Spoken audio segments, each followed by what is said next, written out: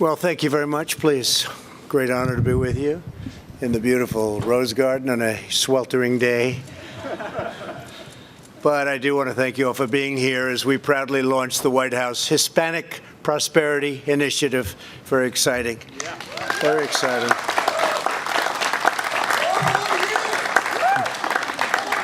Thank you. With this very exciting new effort, we will deliver a future of greater promise, opportunity, and freedom for our nations. Really, it's a treasure.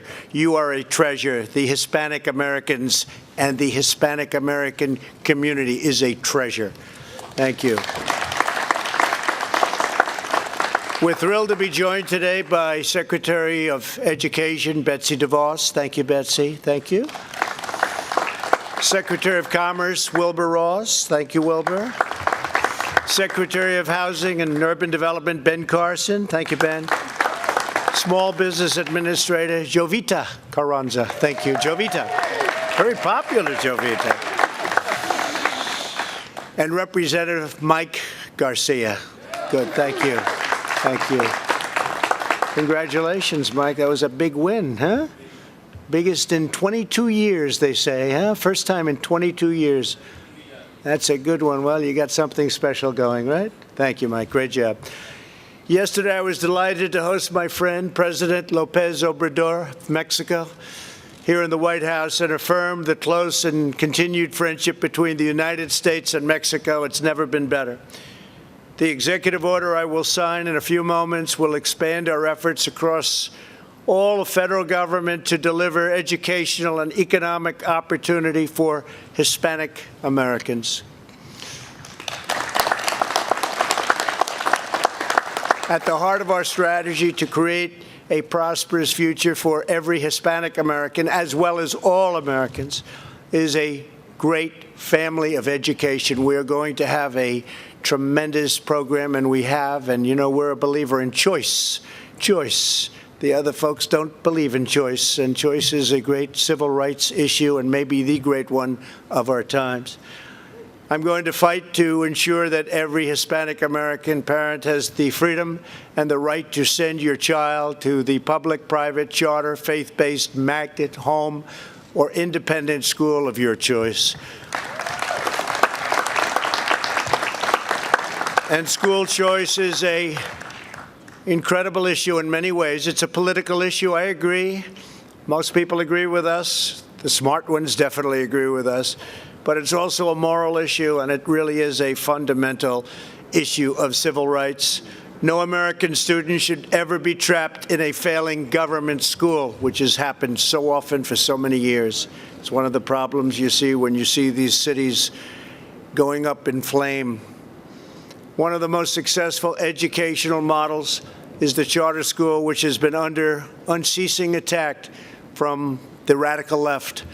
Charter schools have been incredible, but they're under attack, and you know why they're under attack. More than 1 million Hispanic American children currently attend charter schools, and nearly 1 in 3 charter school students is Hispanic American. I'm proud that under my administration, we've delivered $1.5 billion for public charter schools. That's a record.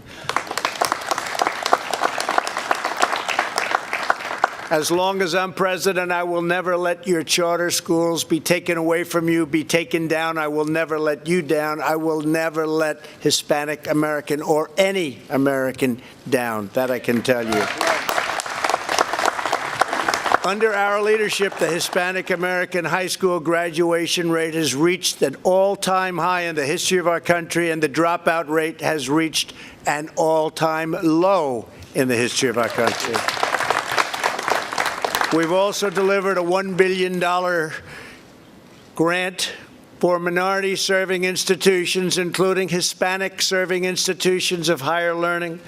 Our new Hispanic Prosperity Initiative will also expand access to trade schools, something that's been really badly missing. Trade schools, so important. Work-based learning and vocational education, so important. Vocational. When I was young growing up, I used to see vocational school, Edison Vocational School. That meant people with a great talent, but a talent different than history and math and other things, but they had the same talent or far greater than many of the A students that studied other things. Vocational school. Great people, great talent, and they do very well. They do very well. Through our pledge to the American worker, we've already made available 16 million apprenticeships and training opportunities for the jobs of tomorrow. To bring jobs and prosperity to our most distressed communities, we created nearly 9,000 opportunity zones. That's been a great success, a tremendous. Tim Scott of South Carolina has helped me so much. Which have already brought nearly $100 billion in investment to neighborhoods where millions of Hispanic Americans live. And you see it, so many of you already today, and speaking with you, you said what a difference that made. Before the plague from China came in, you know what that is? That's the China virus. Before it came in and hit us, we achieved the lowest Hispanic American unemployment rate and the lowest poverty rate ever recorded, history of our country ever recorded. And we're getting back to it very quickly. We achieved the highest ever incomes for Hispanic Americans and many other American groups and communities. We built the greatest economy in history, not only for our country, but for the world. We were number one by far. China had the worst year in 67 years. They weren't happy with what was going. They were going in the wrong direction. And then the plague came in. But together we will do it again, and we will do it very quickly, and we're already doing it. We will achieve a swift, full, and complete recovery for Hispanic Americans and the Hispanic American community, and we're doing it very, very rapidly. Our strategy focuses on sheltering the most vulnerable, including older Americans and nursing home residents, while allowing those at lower risk, such as young and healthy children in many cases. The immune system is so powerful, so strong. But the young and the healthy to safely return to work and to school. We have to open our schools. Open our schools. Stop this nonsense. We open our schools. Germany, Norway, so many countries right now, they're open. The schools are open, and they're doing just fine, and they're opening in the fall. So we have to get our schools open. Denmark, Sweden, we have to get our schools open and stop this political nonsense. And it's only political nonsense. It's politics. They don't want to open because they think it will help them on November 3rd. I think it's going to hurt them on November 3rd. Open your schools. At the same time, we're unleashing the scientific brilliance of our people. We have multiple effective therapies in use already, with more being developed, and you have to see some of them. The results are looking incredible. And we are on track to produce a vaccine in record time and very, very soon. It's going to be announced, I believe, very, very soon. So we have therapies and we have vaccines. Utilizing these advances and the skill of our doctors and nurses, we have dramatically reduced mortality rates. We have among the lowest mortality rate anywhere in the world. We've done a great job, whether it's ventilators or anything you want to look at. Testing. We test so many people, then we have more cases. Everybody says, we have so many cases. That's because we test so many people. We're up to approximately 40 million tests, going up to 45 very quickly. So we have tests. Other countries don't do tests like we do. So we show cases. Other countries don't show cases. But what we do have is we have perhaps the lowest, but among the lowest, but perhaps the lowest mortality rate, death rate, anywhere in the world. And that's a tremendous sign as to what we're doing and what our doctors have learned and the kind of things that we're using. It's an incredible number, statistically an incredible number. A policy of never-ending lockdowns month after month would ultimately do more harm than good to public health, and so bad for our children. As a result, it really is more loss of life. We can't do that. We have to get back now. We did it right. We saved millions of lives by what we did. We shut it down. We saved millions of lives. I put a ban on China, heavily infected. I put a ban on Europe very early, both of them very early. We saved millions of lives. Now it's time to get back to work. A lot of people were against those bans, and now they admit, most of those same people admit That ban was the greatest thing. It saved so many lives. Crucially, we realize that the health of a nation's economy is fundamental to the health of its people. In the last 2 months, we have begun the fastest economic comeback in history, including an increase in Hispanic American employment of more than 2.1 million jobs. It's a record. The Hispanic Prosperity Initiative will help build on this program. I will be naming a leader of incredible vision, former Lieutenant Governor of New Mexico, John Sanchez. And I know he's here. John, I'd love to have you come up and say a few words, please. Thank you very much. Well, thank you, Mr. President. What an honor it is to be here with you and everybody else here in our nation's capital. Let me say, from a young boy who grew up in absolute poverty, the youngest of 8 kids with a single mother, I understand what it is for the challenges facing all families, but especially Hispanic families in this country. But because of her leadership through personal responsibility, stay in school, get a good education, we have lived the American dream.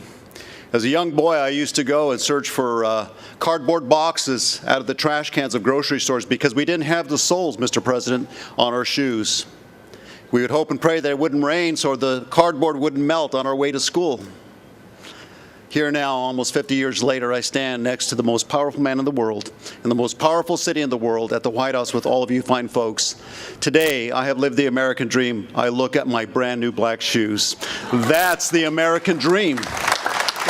Mr. President, your leadership when it comes to job creation, education reform, choice when it comes to education will allow this country to fulfill its American dream. I'm honored to be here with you, Mr. President. Your great leadership, making America great. We stand with you.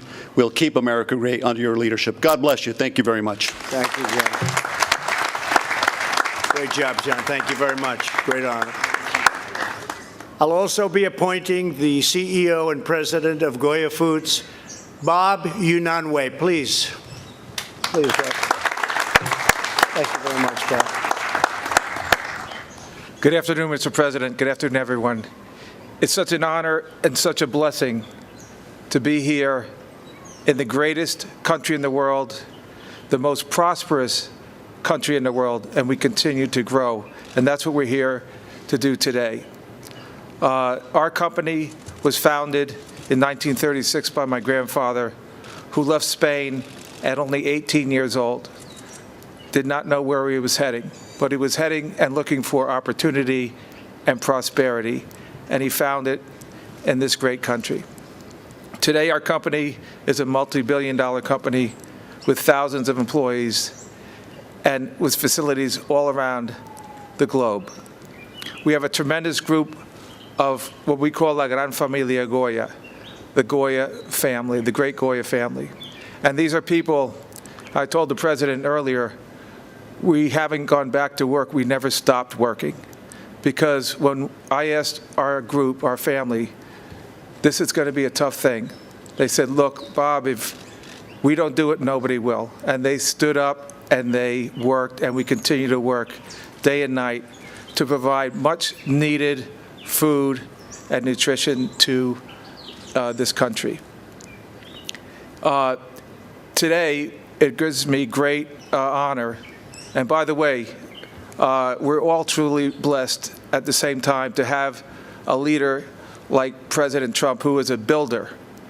And that's what my grandfather did. He came to this country to build, to grow, to prosper. And so we have an incredible builder, and we pray. We pray for our leadership, our president, and we pray for our country that we will continue to prosper and to grow. Today, I have an announcement to make that the Gran Familia Goya wanted to share with all of you. There's a great need today in food banks around the country. Food is being depleted. Hopefully, as the summer ends, we have new crops coming forward, but right now there is a shortage. So our employees and some partners we have in the industry wanted to donate 1 million cans of Goya chickpeas and 1 million pounds of food. And these are all products made in the United States, steel from United States Steel, Silgan Containers, Producers Rice Mill in Arkansas, donating food, our farmers, and again, all of our products, a lot of our products are grown here in the United States, made in America. And we're very proud to give back to this nation, to the food banks, which are going to be needing some of that important food, something that we do all year, but in particular, at this special time, we wanted to make that gift. So God bless you all. We hope that we continue to prosper and grow in this great country and give thanks to God. Thank you very much. Thank you, Bob. Thank you. Great. Thank you, Bob. It's very nice. We're also grateful to be joined by future commission members standing behind me: Mario Rodriguez, Steve Cortez, Lourdes Aguirre, Jose Fuentes, Cassandra Garcia Meade, Chris Garcia, Jesus Marquez, David Olivencia, Alfredo Ortiz. Thank you all very much for being here. Thank you very much. Great group of people. We just had a fantastic meeting. Hispanic Americans are cherished members of our national family. They have been an integral part of building this country throughout all of American history. Over generations, Hispanic Americans have started countless small businesses, inspired our communities, and served our country in every way imaginable. As police officers, service members, Border Patrol agents, pastors, teachers, and business leaders, they're incredible. Now Hispanic Americans are watching as the cities they help build, the communities they help police, the businesses they created, and the dreams they pursued are being threatened by an extreme movement that wants to tear everything down. At the center of this movement is an aggressive effort to defund the police, if you can even believe that. Defund the police, think about that. It's a sad, sad thing. These people are crazy. They are crazy, which would inflict great harm on our hardworking Latino communities. Great harm. Many immigrants came to the United States in order to leave countries where the rule of law had been eroded, and they don't want those same conditions to be replicated here. They don't want them back. They know what it is firsthand. They know what happens when the police cannot protect the innocent, when the rule of law is destroyed, when justice becomes an instrument of vengeance. Hispanic Americans, they know. They're hardworking patriots who support our police, protect our communities, and believe strongly in the rule of law. I will stand arm in arm with the Hispanic community to ensure that every child in America can grow up in safety, security, dignity, and in peace. We believe that the timeless principles of the Declaration of Independence and the U.S. Constitution are all shared, and they have to be shared in a big, beautiful heritage of all Americans. Whether you're a first-generation American or a fifth-generation American, this is your home. American history is your history. It's about you. It's about your family. It's about our country. And the American dream belongs equally to you. American heroes inspire us all, and their legacy falls to all of us to cherish and to protect and to revere. Every American, no matter your background, is entitled to a government that puts your needs and your families first. Americans of all walks of life are united by the same noble ideas and the same fundamental designs for good schools, strong families, safe communities, and abundant opportunity. And I will not rest until we have delivered this future for every community, not only the Hispanic community, which is doing so well, but every community in our land. Together we will write the next great chapter of the American adventure, and we will defend the greatness of America for your children, for your children's children, and for generations to come. Before signing this executive order, which is such an important executive order, I'd like to invite Secretary Devos to come up and say a few words, followed by Administrator Carranza. Please come up, Betsy. Thank you.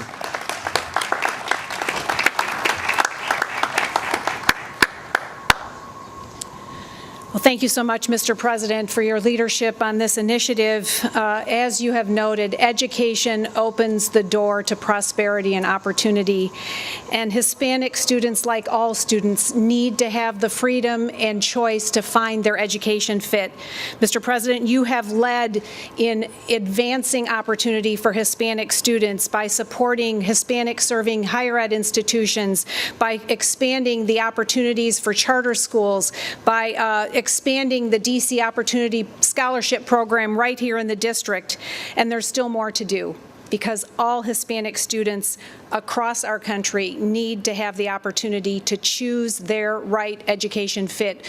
They need to have school choice. We know this is broadly supported by Hispanic families. 80% of them support this notion of ensuring their children and their grandchildren have that opportunity. So thank you, Mr. President, for your leadership in ensuring that all Hispanic students have that chance at the American dream. Thanks, Mr. President.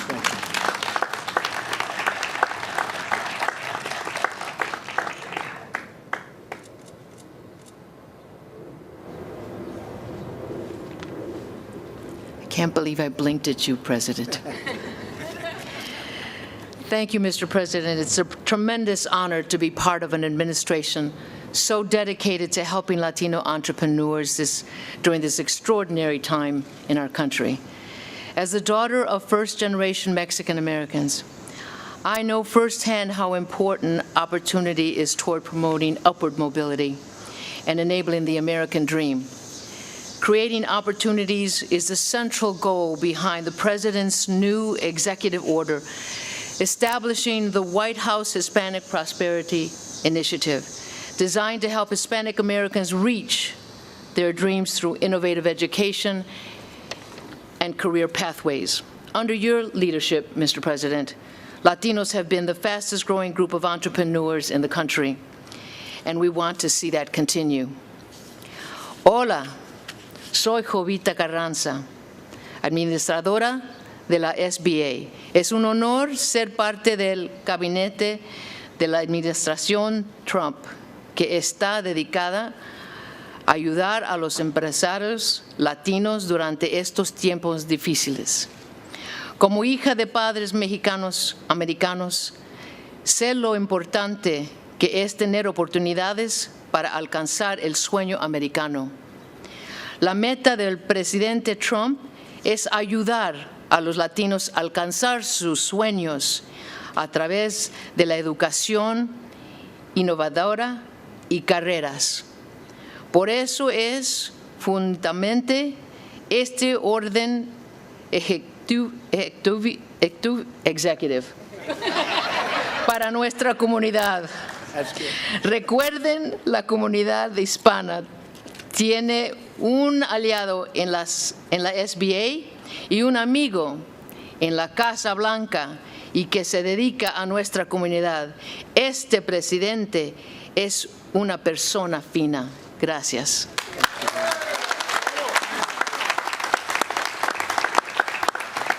Hey, Mike, maybe you'd come up just and say a real quick word, because it's about, like setting records out here. But come on up. This man is such a big star now. California, you win in California. You got to be good. A Republican. We're going to have a lot of Republicans winning in California, Mike, I think. Please. I hope so. I think it's the beginning of something great in California, personally, Mr. President. Thank you for the honor of being here today. It's a huge honor to be here with my Hispanic brothers and sisters, leaders in your communities, leaders in your respective businesses. I am the American dream. I am a first-generation American. My dad immigrated here from Mexico when he was 9 years old. I had the opportunity to serve my country in the U.S. Navy, flying the most powerful strike fighter jets in the world, the F-18 off aircraft carriers in combat operations. And now I'm sitting here as a member of Congress on the lawn of the White House. So I'd like to just echo the President's comments that now is the time where we need to unite as Americans and really realize what this fight is all about. It's about freedom. It's about liberties. It's about fighting like it's 1776 all over again. That's how real this fight is. So I'm proud to be here. I'm proud to be serving my country again at this most critical time. in our nation's history. And Mr. President, thank you for your leadership. Brothers and sisters, thank you for being here today. Thank you very much. Huge honor. Thank you. Thank you very much, Ben Carson, please come up just for a minute. Say a few words, Ben. You've done such a great job. Thank you very much. Thank you, Ben. Well, thank you, Mr. President, and thank you all for being here today. You know, it's so important, the emphasis that you have placed on opportunity. And you asked the White House Council on Opportunity Revitalization to look at those communities that were particularly affected in the COVID-19, and we looked at that. And not just the fact that there was more hypertension and diabetes and obesity, asthma, but to look another layer underneath that and to deal with that. And that's what we're doing under your leadership. And, you know, every single person in our society is worth saving. We only have 330 million people. Sounds like a lot, but it's a quarter of what China has, a quarter of what India has. And we're going to have to compete with them in the future, so we need to develop all of our people. And your emphasis on education and educational choice will be the thing that really distinguishes and liberates our people. So thank you, Mr. President.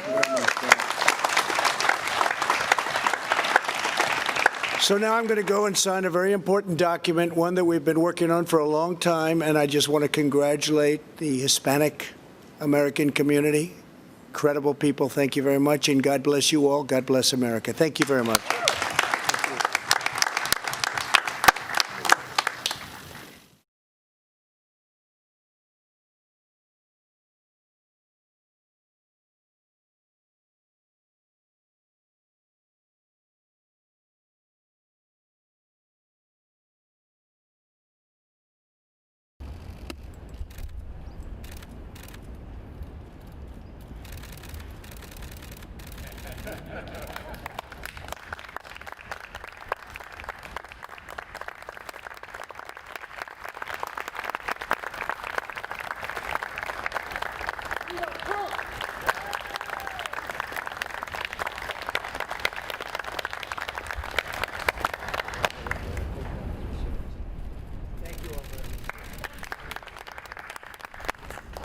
All right, everybody. President Donald Trump says signing that executive order will expand efforts to deliver educational and economic opportunities to Hispanics. Very busy day at the White House for sure for the president. You are watching News Now, whether you're watching